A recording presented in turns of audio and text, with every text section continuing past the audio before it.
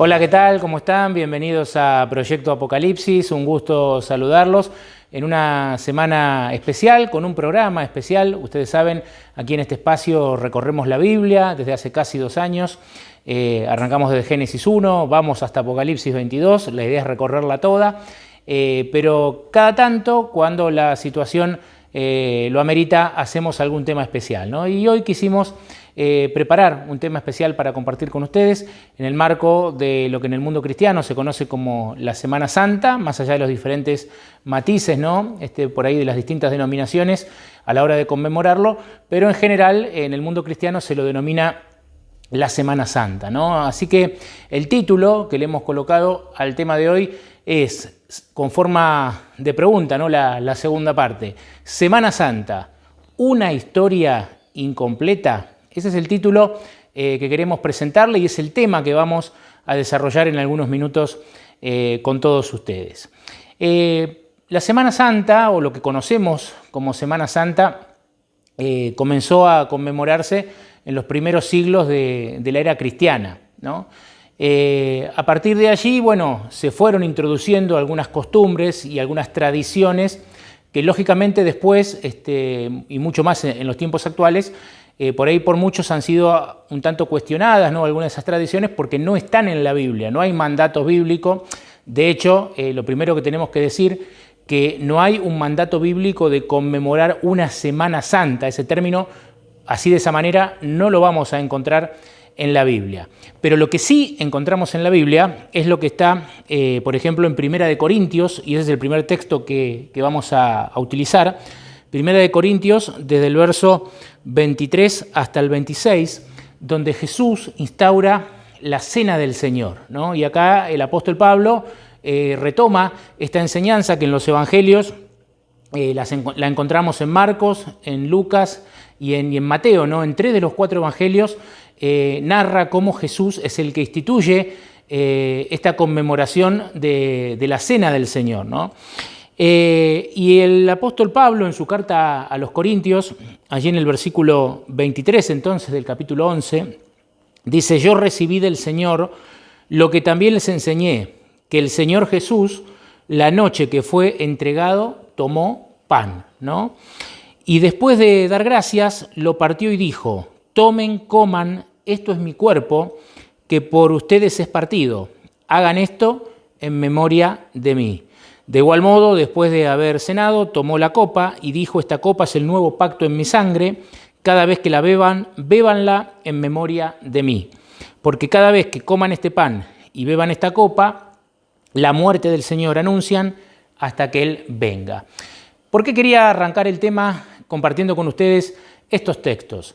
Porque si bien es cierto que en la Biblia no vamos a encontrar una instrucción, ¿no?, de conmemorar la Semana Santa, si bien es cierto que la conmemoración a lo largo de los siglos se han mezclado en muchos aspectos con tradiciones puestas por los hombres, ¿no?, y que no son mandato de Dios, si bien todo eso es cierto, sí encontramos pasajes como este en la Biblia, donde la Escritura da testimonio que Jesús instauró, ¿no?, esta ceremonia de la Cena del Señor como un acto conmemorativo por decirlo de alguna forma, ¿no?, de su muerte, para que nosotros hagamos memoria y nos acordemos que un día Jesús murió por cada uno de nosotros, ¿no? Y ahí leímos, es interesante, ¿no?, que en el versículo 23 dice: yo recibí del Señor, ¿no? O sea, habla de un mandato divino, Pablo, y habla de que Jesús tomó pan, que después de dar las gracias lo partió y dijo: tomen, coman, ¿no? O sea, acá hay una invitación a todas las personas. Estos textos a mí siempre me gusta dividirlo en 5 partes, ¿no? La primera parte la titulo La invitación, porque acá dice: tomen, coman. Esa es la invitación, ¿no? La mesa está servida, Jesús nos llama a todos. Esa es la invitación, ¿no? Después dice: esto es mi cuerpo, y ahí nos encontramos entonces con un símbolo, ¿no? Esto es mi cuerpo, dice Jesús, que por ustedes es partido. El pan partido es el símbolo de Cristo, que en su propio cuerpo, ¿no?, fue quebrantado allí en la cruz y entregó su vida por todos nosotros. También da el propósito, ¿no? Dice que por ustedes es partido, o sea, Jesús se entregó a ese sacrificio por nosotros, para morir y pagar la paga del pecado en el lugar del ser humano, ¿no? Y esto hay que explicarlo un poco de esta manera, ¿no? En los días de la eternidad, antes de la creación de nuestro mundo, ¿no? Cuando el diablo se rebela contra Dios y después cuando Dios crea esta tierra, el diablo logra que Adán y Eva transgredan la ley de Dios, caigan en pecado, el enemigo trató de poner a Dios en una encrucijada, ¿no? Porque lo que el enemigo cuestionó siempre era la autoridad y la ley de Dios, ¿no? Entonces, al hacer caer a la raza humana, es como que el diablo ahora le dice a Dios, bueno, a ver, ¿qué haces? ¿No? O sea, o aplicás la ley y los tenés que eliminar, o si los perdonás sin que medie ninguna acción, ¿no? En el medio, si los perdonás así nomás, entonces la ley deja de tener su cumplimiento, ¿no? Entonces, ante esa encrucijada, Dios responde con el sacrificio de su Hijo, ¿no? Dios dice, no, la paga del pecado es muerte, la transgresión de la ley es pecado, hay un precio que pagar, pero ese precio lo voy a pagar yo mismo en la persona del Hijo, ¿no? Y así es como responde Dios a esta encrucijada que el diablo lo quería poner, ¿no? Y entonces, en vez de morir para siempre el ser humano pecador, muere Cristo en la cruz. Y todos los que lo aceptamos como nuestro Salvador, tenemos la promesa de la vida eterna, tenemos la promesa de que no vamos a morir para siempre, ¿no? Sino que vamos a ser resucitados por el Señor. Pero acá está el propósito, ¿no? Dice, por ustedes es partido. Y luego viene el mandato, ¿no? Del cual estamos hablando, donde dice, hagan esto en memoria de mí, ¿no? Ahí está el mandato de Jesús.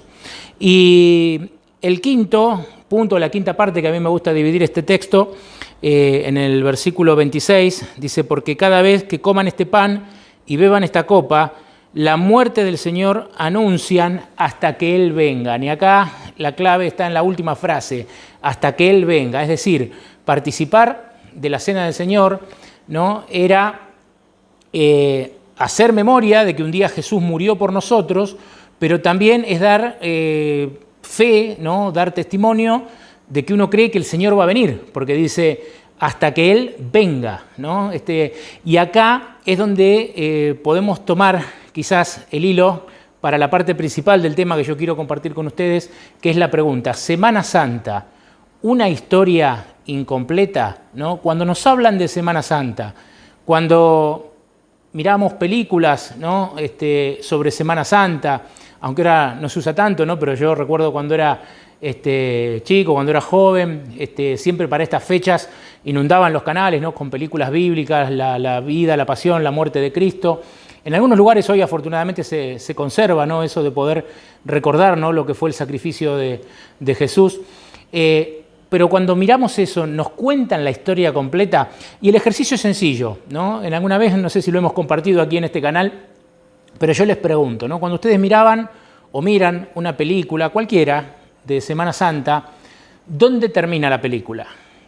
Muchas de ellas terminan en la cruz, ¿no? Terminan en la muerte de nuestro Señor Jesucristo.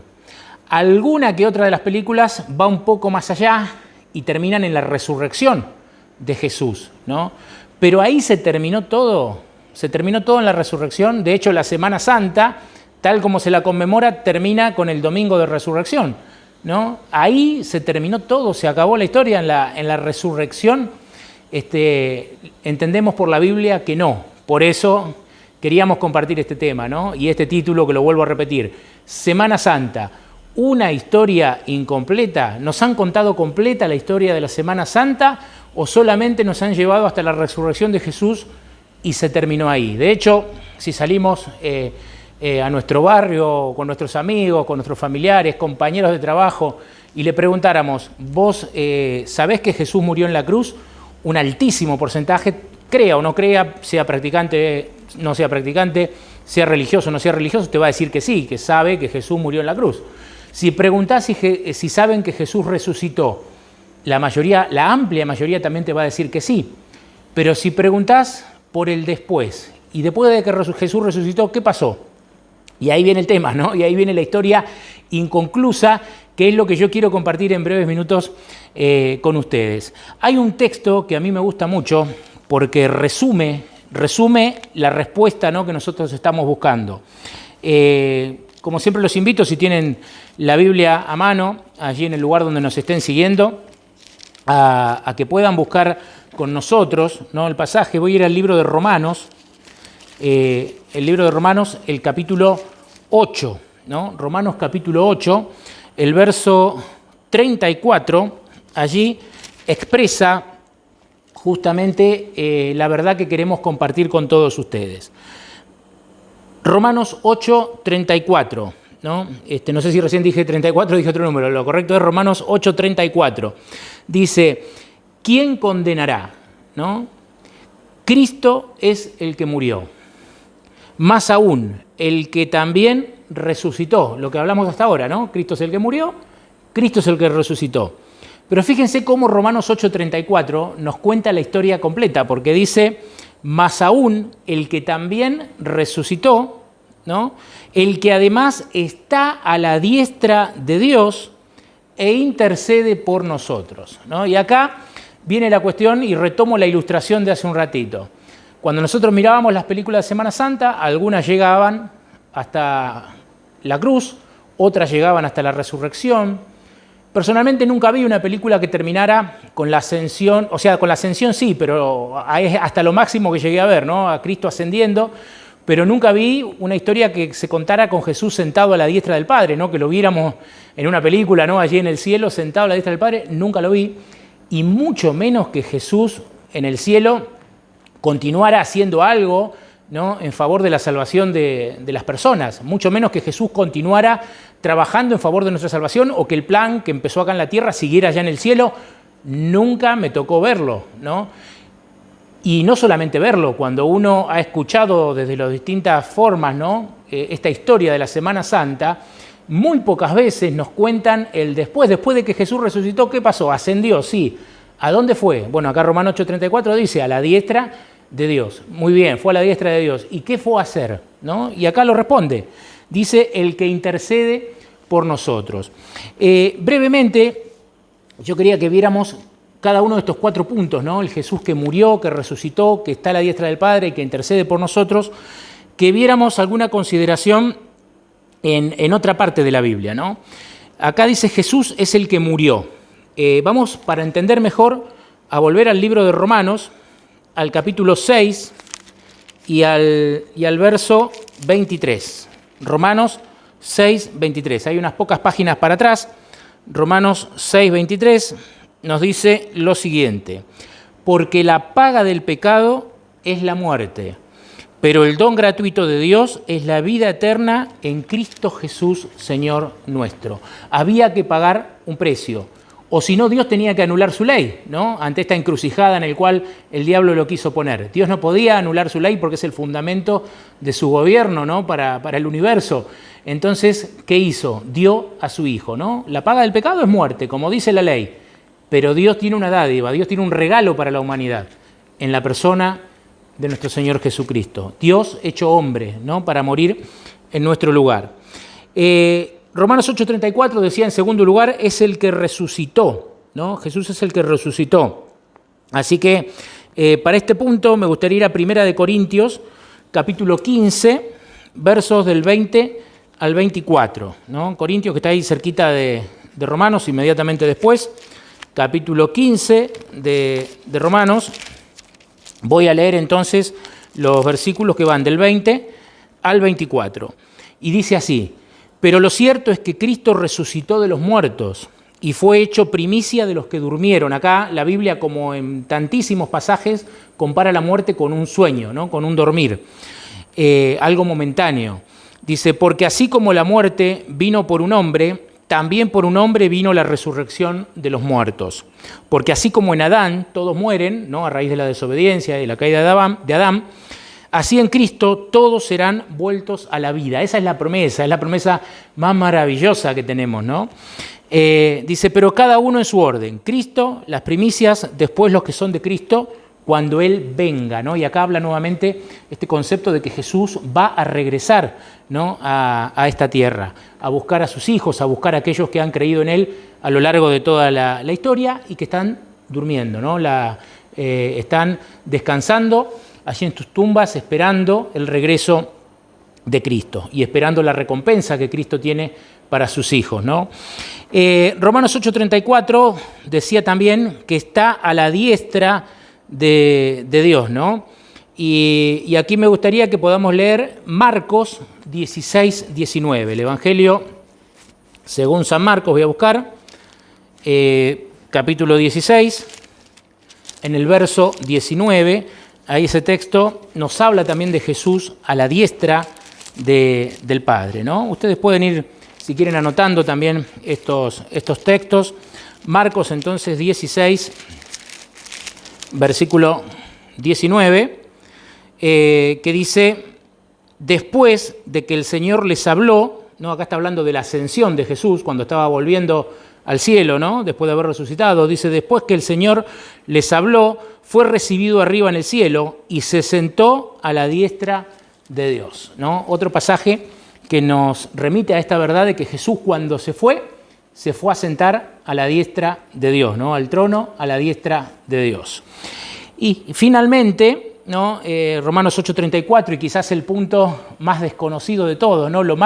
La parte más inconclusa, ¿no? de esta historia que no nos cuentan, Romanos 8:34, la parte final, después de decir de que Cristo está a la diestra de Dios, dice, e intercede por nosotros, ¿no?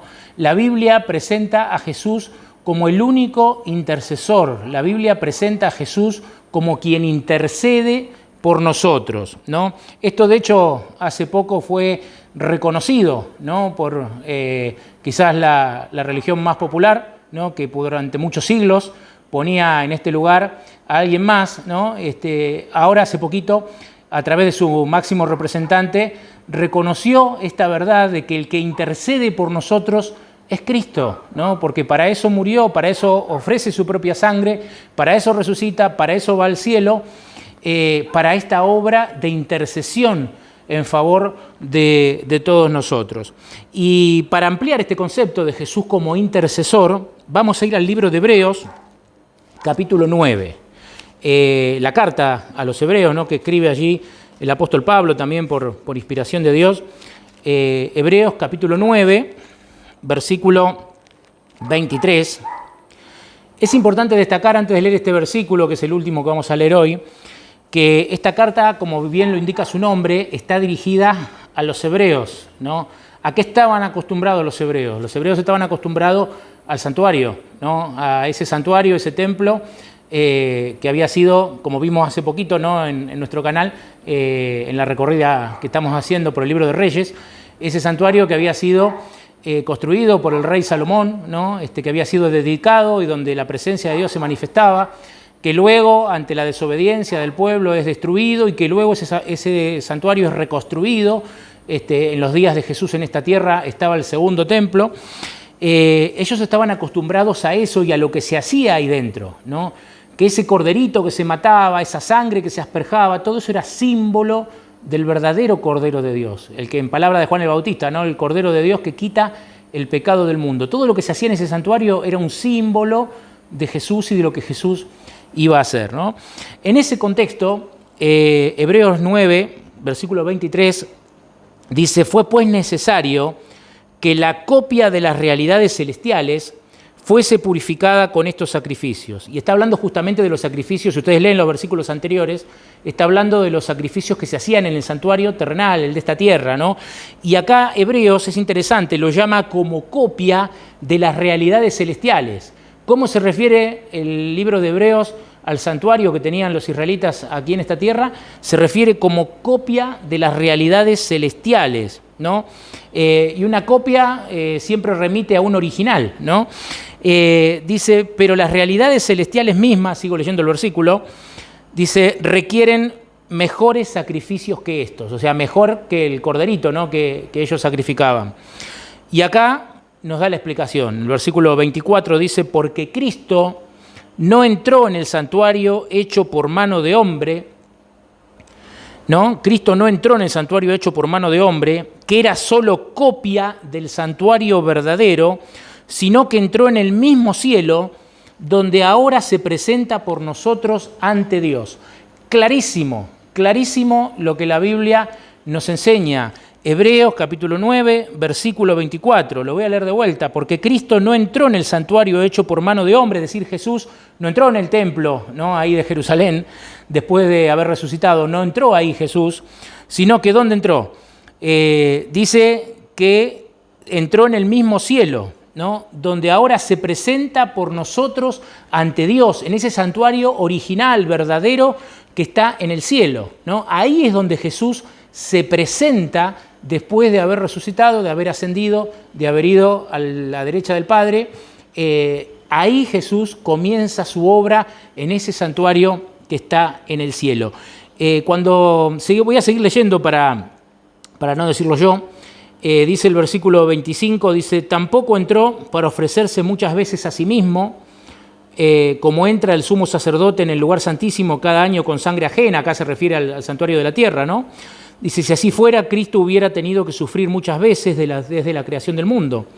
Pero ahora, al final de los siglos, se presentó una sola vez para siempre para quitar el pecado por medio del sacrificio de sí mismo. Y así como está ordenado que los hombres mueran una vez y después enfrenten el juicio, así también Cristo fue ofrecido una sola vez para quitar los pecados de muchos. La segunda vez no vendrá, y acá habla otra vez de que Jesús va a volver, ¿no? Dice, la segunda vez no vendrá para cargar el pecado, sino para salvar a cuantos en él esperan. Esta es la historia completa de lo que se pretende recordar, ¿no? En lo que se llama Semana Santa. La historia completa es que Jesús murió, Jesús resucitó, Jesús ascendió a la diestra del Padre, y comenzó allí una obra de intercesión, según leímos recién en Hebreos, en el verdadero santuario que está en el cielo. De vuelta, cuando Jesús resucitó, no entró al templo de Jerusalén. Cuando Jesús resucitó, se fue al cielo, a la diestra del Padre, y ahí entró en el verdadero santuario, el que está en el cielo, y ahí está intercediendo por nosotros.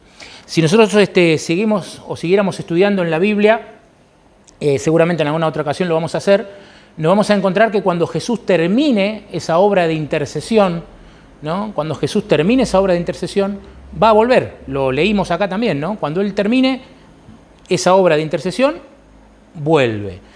Todas las profecías indican que ese acontecimiento está por ocurrir. Claro, es algo que pasa en el cielo, ¿no? El ser humano no puede decir va a ocurrir el año que viene, va a ocurrir dentro de 5 años, pero sí hay señales que Dios dejó en su palabra, en la Biblia.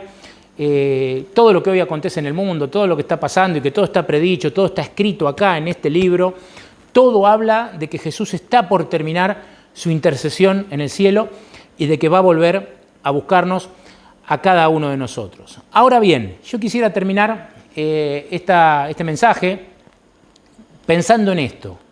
¿Por qué es importante lo que les acabo de decir? ¿Por qué es importante entender que la historia de Semana Santa debiera ser esta historia completa que acabamos de ver y no la historia incompleta que quizás nos enseñaron durante muchos años? ¿Cuál es la diferencia?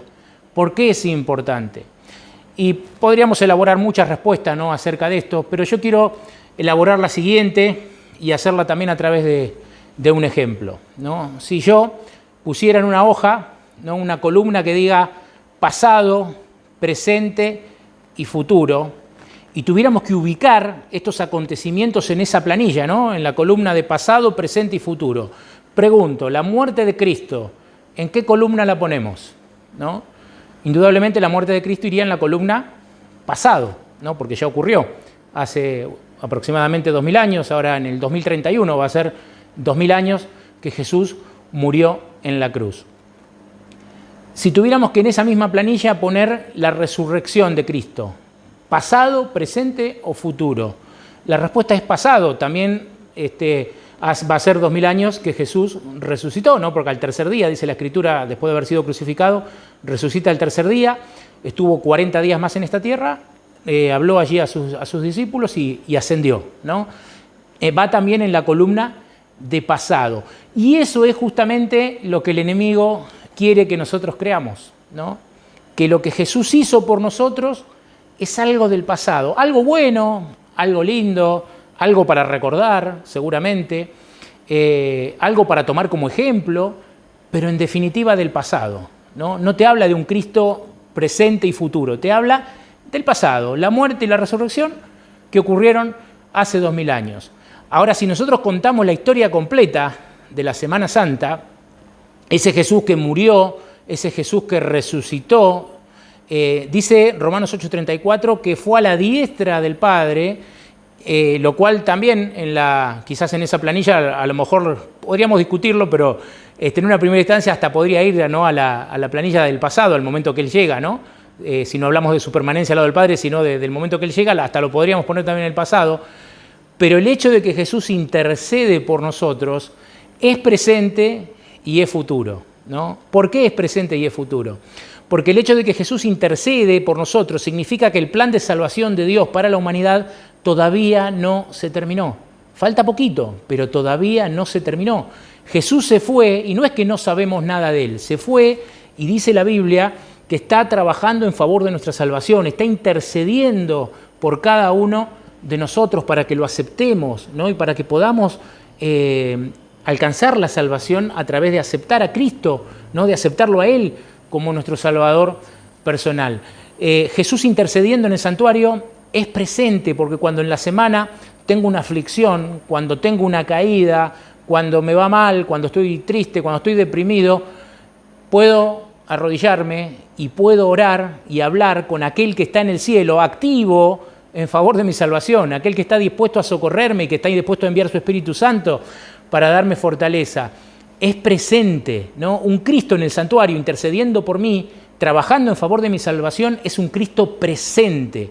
Y eso es lo que el enemigo no quiere. Por eso prefiere que nos quedemos con el Jesús de la cruz, con el Jesús resucitado, que obviamente son pasos gigantes, importantísimos, ¿no? No lo estoy desmereciendo para nada, pero si ustedes me siguen, ¿no?, en esto que estamos estudiando, el enemigo te dice, bueno, sí, una buena historia, un buen aprendizaje para tenerlo en cuenta cada tanto, pero está en el pasado. El Cristo intercediendo por nosotros en el santuario celestial está en el presente.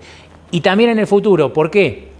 Porque la Biblia dice que cuando Apocalipsis, ahora no va a dar el tiempo para que entremos ahí, pero les dejo la referencia si ustedes los quieren buscar, en Apocalipsis 14, especialmente los últimos versículos de Apocalipsis 14, habla del momento en el que Jesús deja el cielo para regresar y justamente dice Apocalipsis 14 que sale del santuario que está en el cielo, ¿no? Lo dice así con estas palabras que yo les estoy diciendo. Apocalipsis 14, los últimos versículos, dice que Jesús, ¿no?, y los ángeles que están allí y que Él les da órdenes, dejan el santuario que está en el cielo, ¿no? Y desde ahí Jesús va a venir a buscarnos. La gran promesa, ¿no?, que está a lo largo y ancho de la Biblia, muy bien expresada y sintetizada en San Juan 14, ¿no?, donde Jesús le dice a sus discípulos, volveré, ¿no?, volveré otra vez para que donde yo estoy, vosotros también estéis, ¿no?